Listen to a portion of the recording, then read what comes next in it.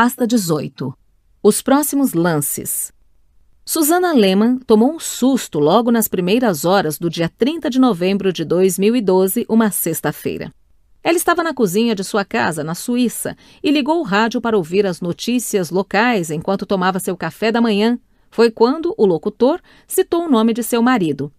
Ela está habituada a ler referências a Jorge Paulo Lemann em jornais e revistas, mas escutar seu nome pelo rádio era diferente. Isso jamais havia acontecido. A razão para que Jorge Paulo entrasse no noticiário popular era a recém-divulgada lista da revista Bilan com as maiores fortunas da Suíça.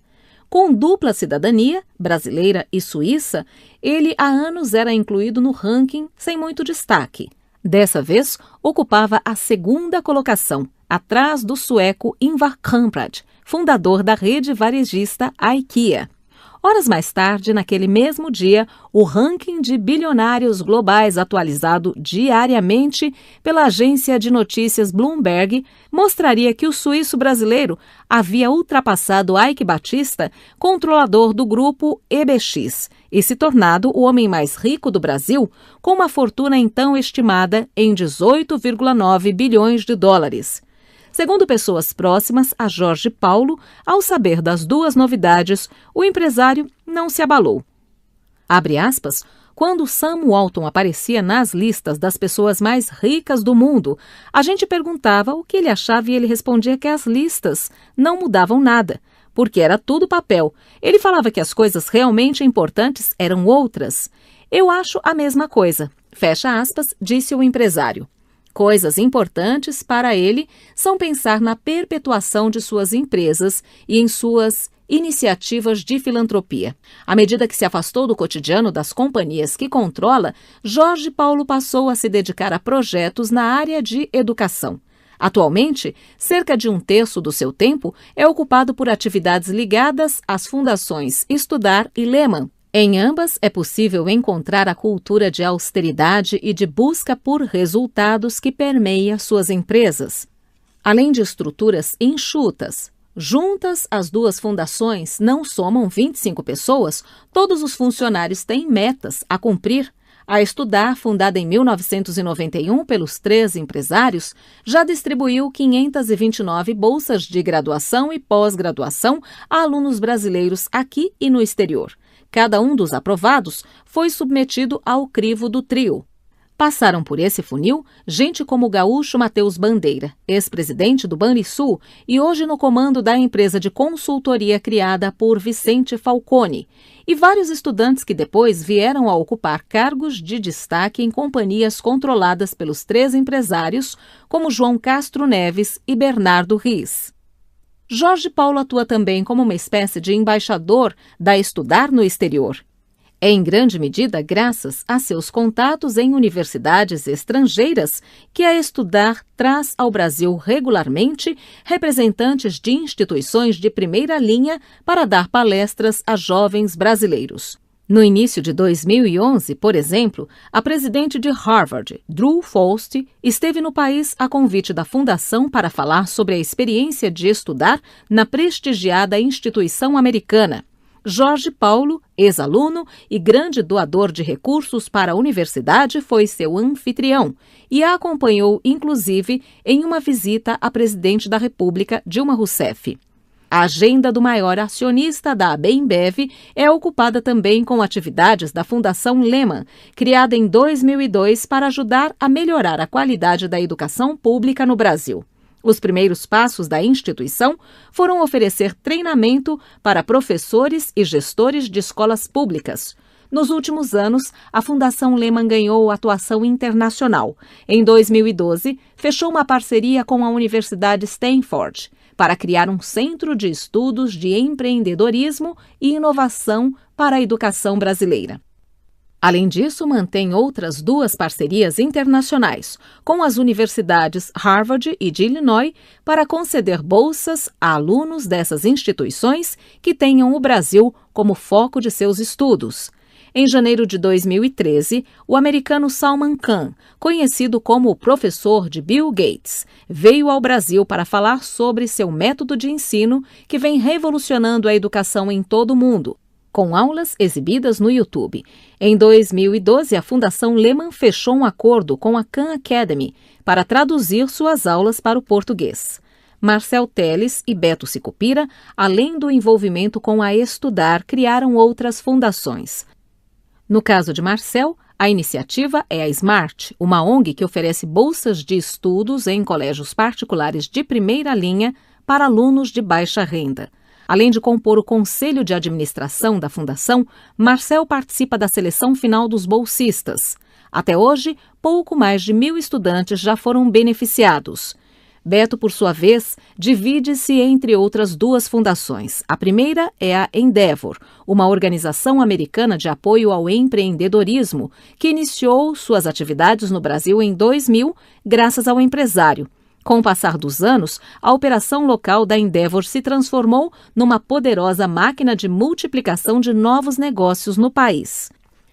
Além de apoiar diretamente 56 empresários, tanto financeiramente quanto por meio de treinamento, formação de networking e coaching, a Endeavor replica lições de empreendedorismo a qualquer interessado no assunto por meio de cursos presenciais e pela internet, e de eventos realizados em diversos locais do país. Segundo cálculos da própria fundação, a Endeavor teve, até hoje, impacto direto na geração de mais de 20.000 empregos no país. Em 2012, Beto passou a presidência do Conselho de Administração da Endeavor, posição que ocupava desde o início das atividades da ONG no país, para Laércio Cosentino, dono da TOTUS. Ele se manteve como um dos membros do conselho. Ou seja, mesmo nas fundações segue-se a premissa de que a fila tem que andar e de que é preciso perpetuá-las, mesmo que seus idealizadores não estejam por perto no futuro. Abre aspas, uma vez Beto me disse que tudo que tu fizeres de importante e construíres na vida precisa ser institucionalizado, senão é como se tu não tivesses feito nada. Fecha aspas. Lembra Jorge Gerdau. Abre aspas, eu nunca esqueci essa frase. Fecha aspas. Beto Sicupira e Jorge Gerdau se conhecem desde os tempos do Banco Garantia, mas foi na última década que a proximidade aumentou. A segunda iniciativa de Beto no terceiro setor é a Fundação Brava, voltada para o apoio a melhorias na gestão pública. Gerdau iniciou em 2000 uma cruzada pelo país para ajudar estados e municípios a ganhar eficiência. Os caminhos dos dois empresários seguiam paralelos até que se cruzaram em 2007, depois de um empurrãozinho de Vicente Falcone, braço direito de Gerdau no choque de gestão no setor público. A busca dos dois por melhorias na gestão pública já chegou a estados como Minas Gerais, Rio Grande do Sul, Pernambuco e Rio de Janeiro. Em maio de 2011, o processo ganhou a esfera federal com a criação da Câmara de Gestão e Planejamento do Governo Federal, da qual Gerdau é coordenador.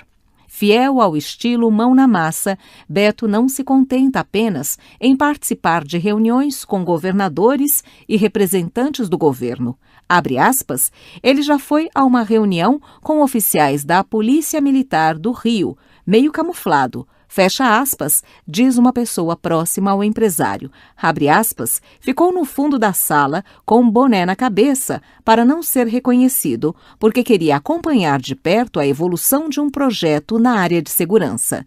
Fecha aspas.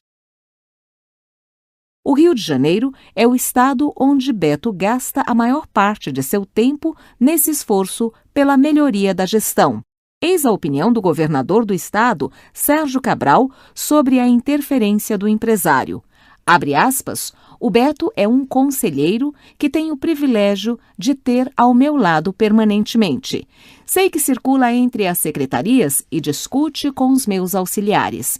Ele chega com aquela calça jeans surrada, com aquela mochila nas costas, o sujeito mais simples do mundo, mesmo com toda aquela experiência, e se comportando como se fosse um auxiliar meu.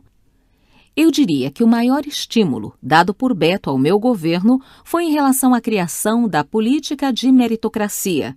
Foi um grande desafio porque tem toda uma legislação falsamente igualitária construída no Brasil ao longo de décadas na relação com os servidores. Nós tivemos que construir maneiras de encontrar a política de meritocracia sem fugir das legislações vigentes. Fecha aspas. O crescente envolvimento de Jorge Paulo, Beto e Marcel com iniciativas filantrópicas não significa que deixaram os negócios em segundo plano. Eles não estão satisfeitos em ter a maior cervejaria do planeta, uma das maiores varejistas do Brasil e uma rede de fast food com presença em todo o mundo. Querem mais. Não importa que a Ambev tenha encerrado o ano de 2012 como a companhia mais valiosa da América Latina. Não importa que as principais empresas controladas por eles, a Bembev, dona da Ambev, Lojas Americanas, dona da B2W, Burger King e São Carlos, valham juntas mais de 160 bilhões de dólares. Não importa que Ambev, Lojas Americanas e São Carlos tenham uma rentabilidade histórica média de 25% ao ano, desde que começaram a ser administradas por eles. Jorge Paulo Lemann, Marcel Telles e Beto Sicupira continuam a caça de oportunidades para avançar, sempre se apoiando nos seus pilares originais: meritocracia, corte de custos, melhoria contínua. É com a receita testada por décadas que querem transformar outras duas companhias recém-compradas. A primeira é a mexicana Modelo, fabricante da cerveja Corona, arrematada em junho de 2012 por 20 bilhões de dólares. A aquisição, que no início de 2013 ainda dependia do aval de órgãos reguladores americanos, deixará a Bembev mais distante da segunda maior fabricante de cerveja do mundo, a SABMiller.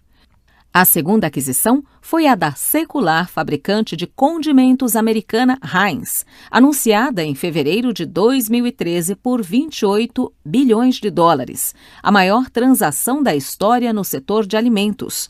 A compra da Heinz surpreendeu o mundo não apenas pelo valor, mas também porque transformou os brasileiros em donos de 3 icônicas marcas americanas: Budweiser, Burger King e Heinz. De quebra, os tornou sócios do mega investidor Warren Buffett.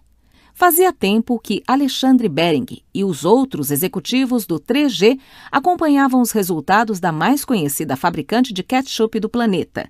Até mesmo Mark Lemann, o quarto filho de Jorge Paulo, foi envolvido nessa observação. Durante um rápido estágio no 3G, no verão de 2009, Mark recebeu de Behring a tarefa de analisar o desempenho da Heinz. Na época, Mark tinha 17 anos e cursava o ensino médio na Suíça. Hoje estuda economia na Universidade Columbia, em Nova York. O jovem ficou empolgado com o que viu. Fez uma pequena apresentação ao pessoal do 3G e recomendou a compra de ações da companhia, na época, cotadas a menos de 40 dólares. Porém, em vez de seguir a opinião do garoto, os sócios do 3G preferiram comprar papéis de outras empresas das áreas de bebidas e alimentos. Mais de 3 anos se passaram, até que o 3G finalmente avançasse sobre a Heinz. Na primeira semana de dezembro de 2012, durante uma conversa com Jorge Paulo Lemann, Behring sugeriu que a firma de investimentos comprasse o controle da empresa americana, um colosso com um faturamento anual de 11,6 bilhões de dólares. Argumentou que a companhia tinha uma marca poderosa, presente em mais de 200 países e crescia, em média, 1 dígito por ano. No Brasil, é dona da fabricante Quero, sediada em Goiás. Em sua opinião, havia potencial para expandir muito mais rápido. Jorge Paulo se animou imediatamente. Ele estaria com Buffett no Colorado dentro de alguns dias para participar de um workshop com Jim Collins e apresentaria a ideia ao dono da Berkshire Hathaway. Em 9 de dezembro, durante um voo de Boulder para Omaha, o brasileiro contou o plano para Buffett. Decidiram ali mesmo que o negócio deveria ser levado adiante. Em pouco tempo, Jorge Paulo e Behring começaram a jantar com William Johnson, presidente do conselho e CEO da Heinz. O encontro, que aconteceu na segunda quinzena daquele mês, em um restaurante da Flórida, marcou o início das negociações. A partir daquele momento, Jorge Paulo saiu do circuito e coube a Behring conduzir as conversas com Heinz. Logo após as festas de final de ano, Behring embarcou para Pittsburgh, onde há mais de um século a Heinz mantém sua sede. Lá, as conversas foram aceleradas. 6 bancos e 4 escritórios de advocacia foram contratados pelos dois lados para estruturar a operação. Na fase final, cerca de 300 pessoas estavam envolvidas. Buffett acompanhou a movimentação à distância. Foi apenas na segunda-feira, 11 de fevereiro de 2013, que ele se envolveu diretamente. Com o negócio prestes a ser concluído, recebeu Behring e Johnson para um almoço em um restaurante simples de Omaha. Era o que faltava para que o martelo fosse batido. 3 dias depois, Berkshire Hathaway e 3G Capital anunciavam a compra da companhia por $72,50 por ação, um prêmio de 20% sobre a cotação do dia anterior.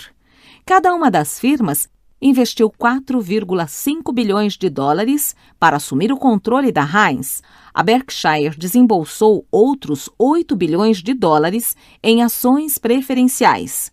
Enquanto a transação é submetida às aprovações legais, um processo que deve se estender até o terceiro trimestre de 2013, Behring e sua equipe poderão conhecer de perto os detalhes da Heinz e desenvolver um plano com as mudanças a serem colocadas em prática caso a compra seja autorizada. Abre aspas, a Heinz está muito distante de ser uma Bembev da comida. Ocupa a 13ª posição do setor globalmente, mas com os brasileiros no leme e Mr. Buffett na retaguarda, ela provavelmente vai subir. Fecha aspas, opinou a revista The Economist. O avanço de Jorge Paulo, Marcel e Beto no exterior não deve parar por aí. De acordo com pessoas próximas ao trio, outras grandes companhias estrangeiras estão no radar dos brasileiros. Já faz alguns anos que os rumores sobre uma eventual compra da PepsiCo ou da Coca-Cola pela Bembev surgem aqui e ali. Com a primeira, a Bembev está familiarizada há décadas, desde que a antiga Brahma tornou-se a responsável pela distribuição dos refrigerantes americanos no Brasil. No caso da Coca-Cola, a aproximação poderia se dar por outro caminho. Warren Buffett, o maior investidor individual da empresa, com 9% de participação. Será que Buffett estaria articulando com o amigo e agora sócio Jorge Paulo Lemann a compra do controle do maior ícone americano, uma companhia avaliada em quase $169 bilhões, mais que o dobro da rival PepsiCo? Quando ouve a pergunta, o mega investidor americano inclina a cabeça para trás, solta uma gargalhada e diz, abre aspas, aqui você não vai conseguir nada, fecha aspas.